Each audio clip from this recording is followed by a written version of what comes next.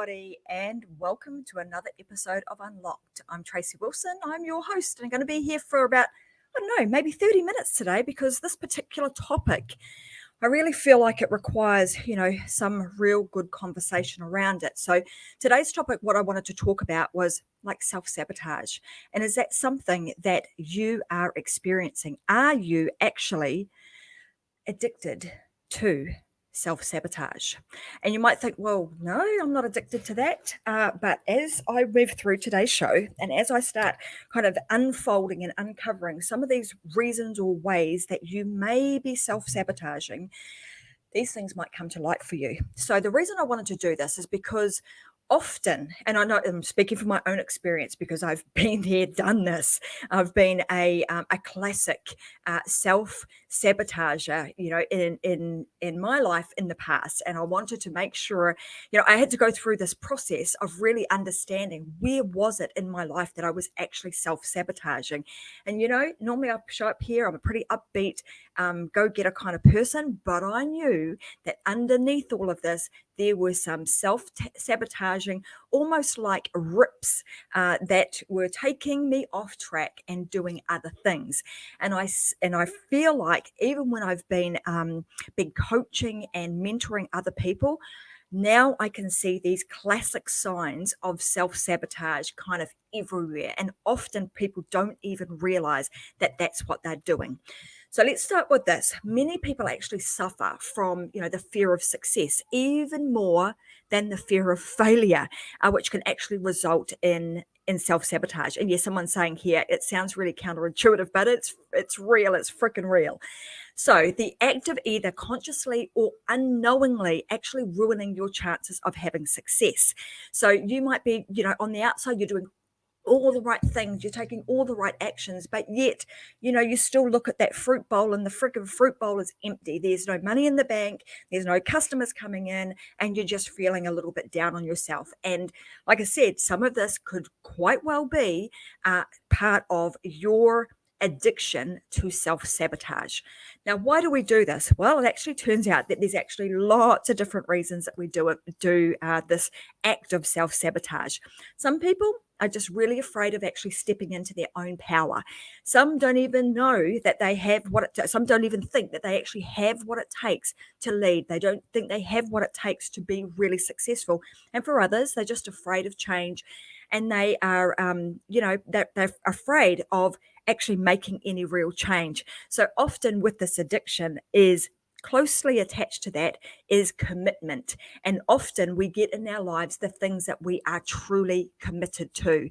So if we're truly committed to some things that we might not even realize we are truly committed to, then the result that we get is the thing that we are actually committed to. And wait on, because I'm going to give you an exercise that I did some time ago that allowed me to understand, what's going on, kind of like these narratives that were going on in my head that were actually playing into the addiction that I had to self-sabotage. And I'm going to share with you exactly what I did. There's a couple of things I'm going to share today, actually. One is that exercise, and the other is another very powerful program and exercise that I've been doing for some time, and now have the opportunity to share that with other people. So hold on, I'm going to share all of that with you. So that I want to get you to a point where you kind of understand some of the traits or some of the things that you might be doing, so that you can identify, yes, maybe that's me. And then secondly, what are some of the things that you can actually do about, getting rid of or severing your ties with that particular addiction, so that you can move forward with some clarity, with some level of non-addiction to self-sabotage, and you can actually move forward knowing exactly what you want to do, what you need to do to achieve the dreams that you have. Because I'm damn sure that all of you watching now have got big dreams, and if you don't have huge dreams, then you're not dreaming big enough. You want to make sure that your dreams are real big and that you actually want to achieve them. Somewhere in your mind, you would love to have whatever it is that you have you've dreamt about, but also somewhere in your mind there is also some self-sabotaging hidden voices going on in your head that are actually preventing you from doing specific things. So let's get into some of the the traits. So the first one is this is what I call the avoider.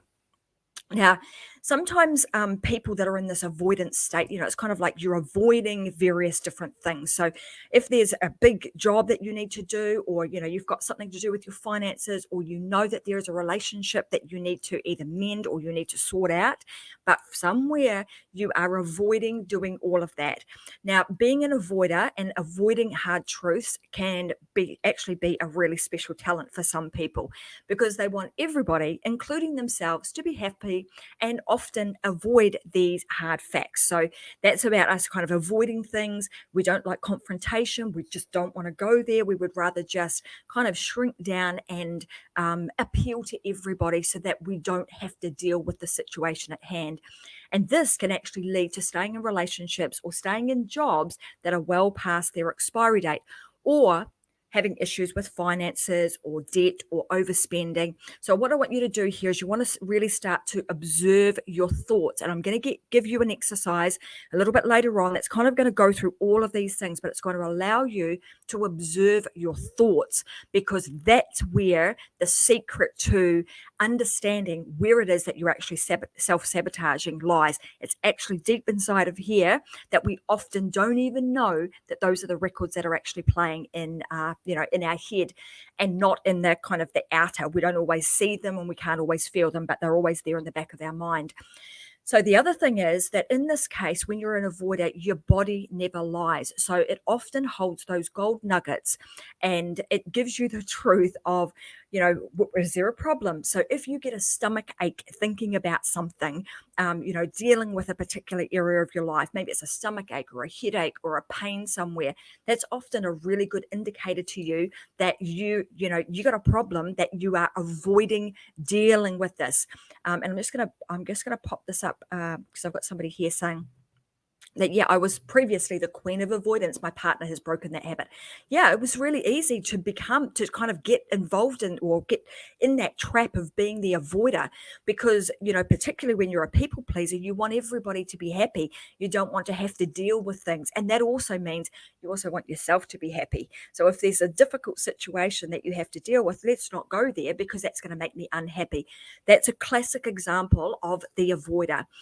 What you need to do here is you need to focus on honesty and fostering, authenticity, not with other people, but with yourself. And what you're going to do with that is you're going to start to recognize the patterns of avoidance in your life.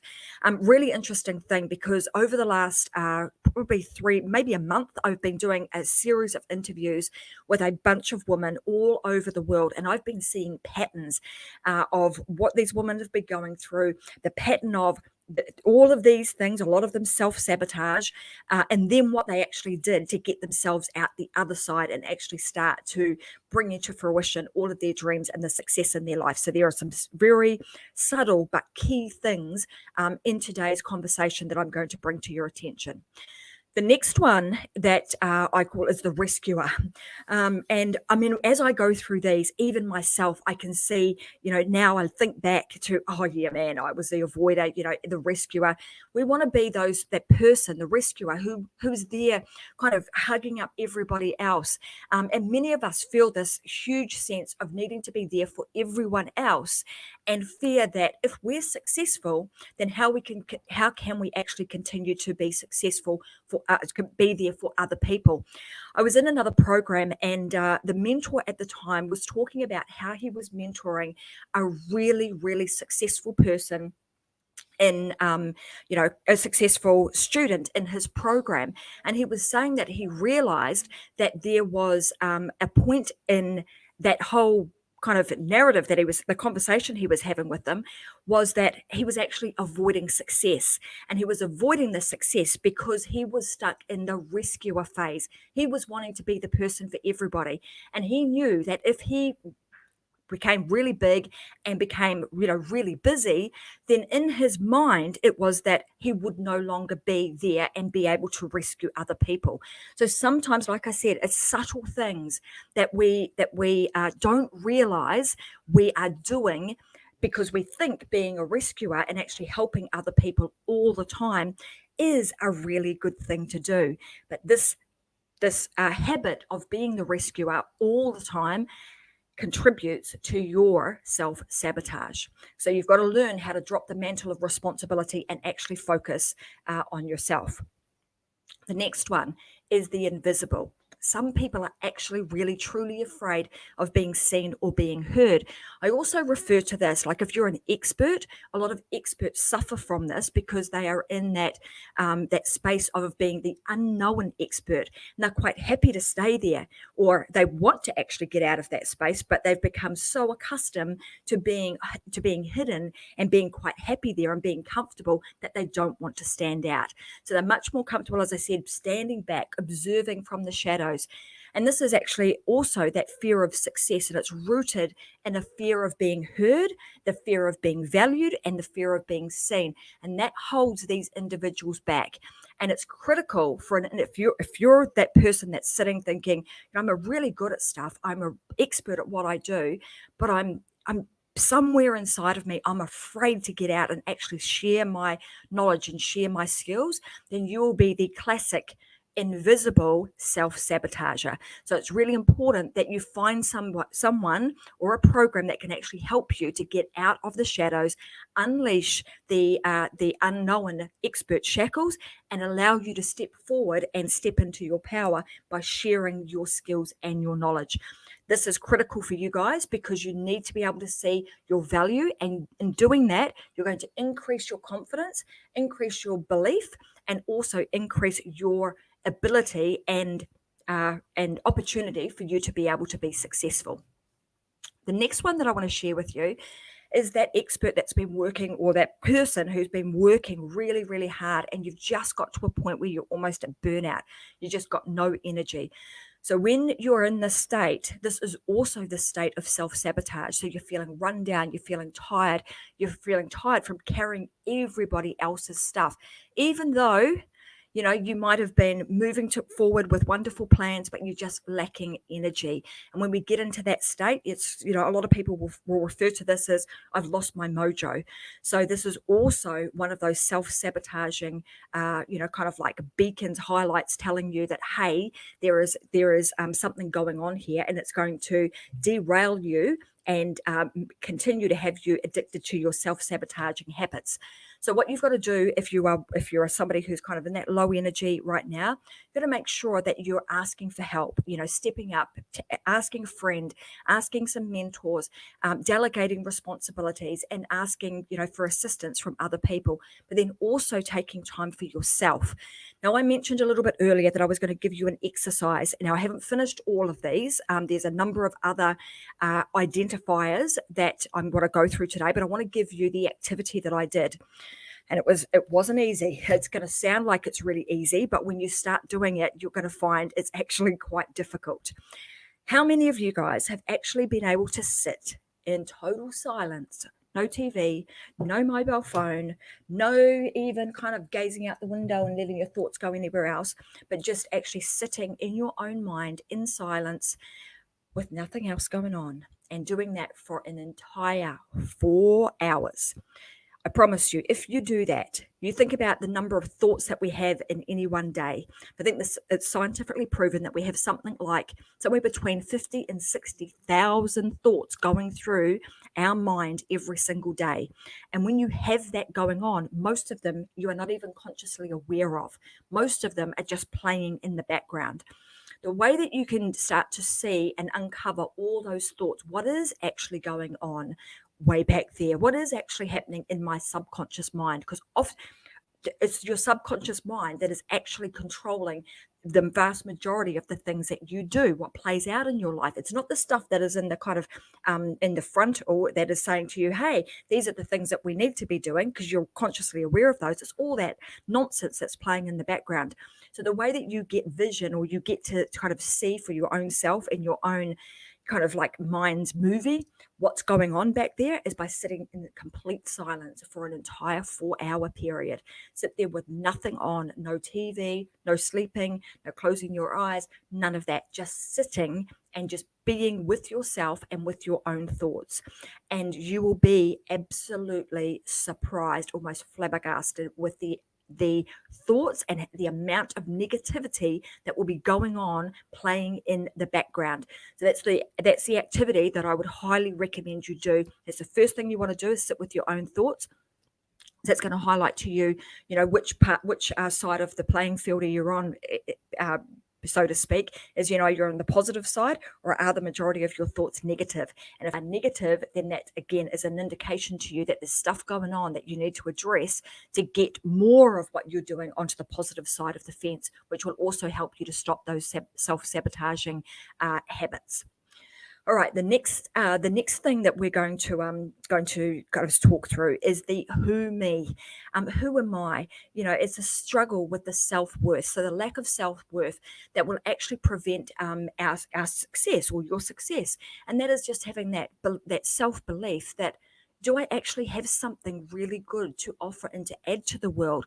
And how am I going to do that? Do I want to play small, or am I ready to play big? Am I ready to share my messages, my thoughts, my processes with a much wider audience?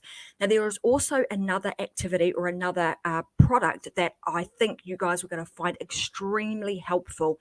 If some of these identifiers that I'm talking you through, if you're going, oh, yep, some of these are me, the tool that will be super useful for you is a tool called the Freedom Seekers Journal. The Freedom Seekers Journal is a physical journal. So if you can imagine that you're working out, doing your diary each day. And if you're anything like me, I kind of write everything down. I'm a planner. I like to know what I've got coming up, how I'm planning my day, what activities I need to do. However, sometimes during the day, you may find that you've got resistance to various different things. And again, this is just those little indicators to you that you are self-sabotaging. So the Freedom Seekers Journal combines both a physical journal and EFT tapping, which we call the BE method. EFT tapping, as you may have seen on the Unlock show on Wednesday, I had one of the world's experts on this particular topic, Brad Yates, with me, and we actually took everybody through a tapping sequence that was specifically designed to help you guys increase your wealth.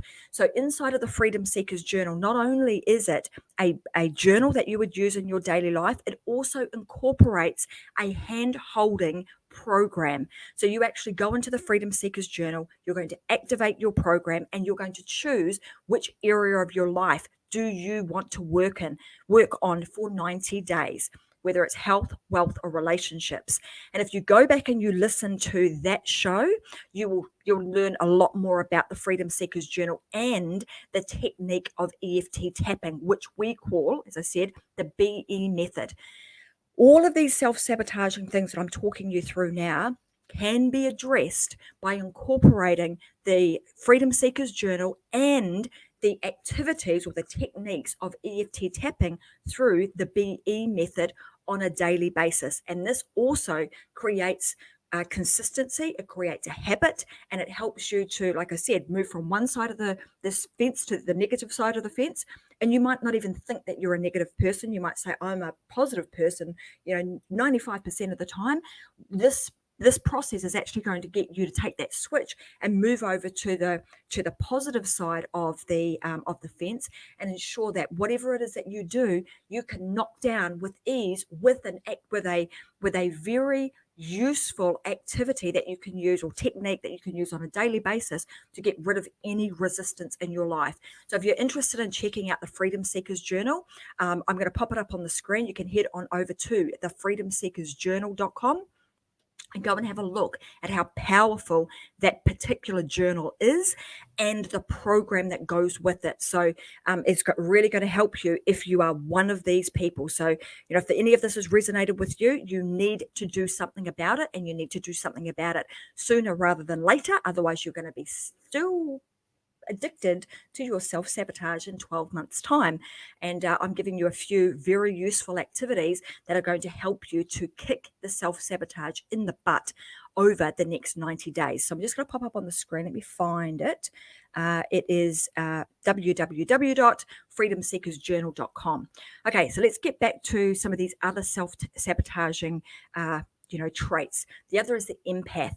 The empath is the one that wants to be liked by all of their peers, but they sometimes can feel like they have this sense of true feelings around them, like they kind of take on everybody else's energy. They take on, they want to be empathetic to everybody, and they often, they would rather be accepted than be successful. So they would rather be accepted than they would be successful. And often they see these as either, um, you can't have acceptance, respect, and support and success all in the one. You don't always see it that way. You're kind of compartmentalizing things. So you want to learn about your own energy, your own emotions, and you can start to discern what's actually yours and what isn't yours. Because often as the empath, you also start to take on the energy and the problems of a lot of, the people that are around you. Hence the reason we also talk about making sure that you have the right people surrounding you. That's really, really important because it all contributes to your energy. All right, the next person is the fixer. This is the person who wants to fix up everybody else's problems. These are the ones that often will attract negative or toxic relationships and drama and, instability, and they drain, they feel really, really drained. So it's kind of a little bit like the empath, but this is the person who kind of goes the next step and they want to try and fix everybody else. If you already know in this case that you're really good in terms of relating to others, and others will usually be attracted to you because they know that you are the person who is the fixer in the world. So you need to switch your focus back to yourself and develop a more honest and deep relationship with yourself than trying to fix everybody else. All right, then the last one I'm going to talk about today. So I've kind of gone through 10 different ones here. The last one is the seeker. Now, the seeker is the person who might not really know who they are or what they really want to be. So remember when we were, often when we're adults, it's like you think back and you go, what did you want to be when you grow up? We're still sitting in this space, right? So if you're a seeker, you're still here. You're so used to aligning and matching your emotions and vibrations with other people around you that you've often lost your own sense of who you are and why you actually want to be successful. So you have no idea about the things that you want to focus on, the direction that you're going. You kind of lack some clarity. And again, like I said, the Freedom Seekers Journal can actually help you determine where are you going? What are you doing? Making you extremely focused and keeping you accountable so that you stay on track. And also, you would need to understand at this point, what makes you happy? Who are you? I'm hearing often, particularly from women, that they're constantly trying to figure out, who am I? And sometimes this is also disguised as like the midlife crisis, but this is actually what's going on. The person is actually seeking who they are. What am I really about? And when you start to create a clear vision for yourself, then, and you know what it is that you really want, then you have all the things that you need to do to start manifesting true joy in your life. So today, guys, I've gone through 10 different, I'm going to say identities that may be the reasons for you self-sabotaging. And if any one of these happens to, triggered you and said, yeah, I've often done some of those things. I feel like I'm often self-sabotaging, or maybe it's just one of those things, one of the things that I mentioned today. Just one can derail you.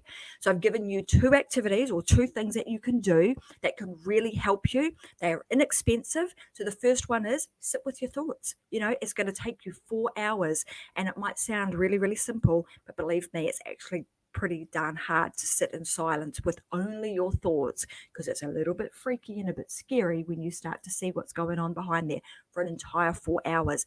Give it a go. If you only last 2 hours, I'm afraid you've got to start again. Do 4 hours again and do 4 hours until you've done a total of 4 hours, and you can start to see what's going on in that mind of yours.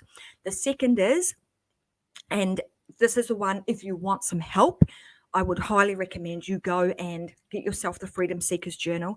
You start the process of identifying which area in your life do you want to work with. Do you want to work on your health? Do you want to work on your relationships? Do you want to work on your wealth? Choose one pathway in the Freedom Seekers Journal and go for it for 90 days. Brad Yates, who I said is one of the world's leading authorities when it comes to EFT tapping, will be there to hold your hand and work you through the process. So I'd highly recommend you head on over to www.the Freedom Seekers Journal. It's on the screen right here, and get yourself a copy of the Freedom Seekers Journal. It is not your regular journal. So it is not just a journal that you are going to use. It incorporates EFT tapping. It gives you the exact pathway as to what you need to do, and it is a full success program. I would recommend you incorporate that into your life for the next 90 days and see what happens. Choose your pathway and go for it. So I want to say for today, I want to say thanks very much for you guys watching. I hope that was helpful.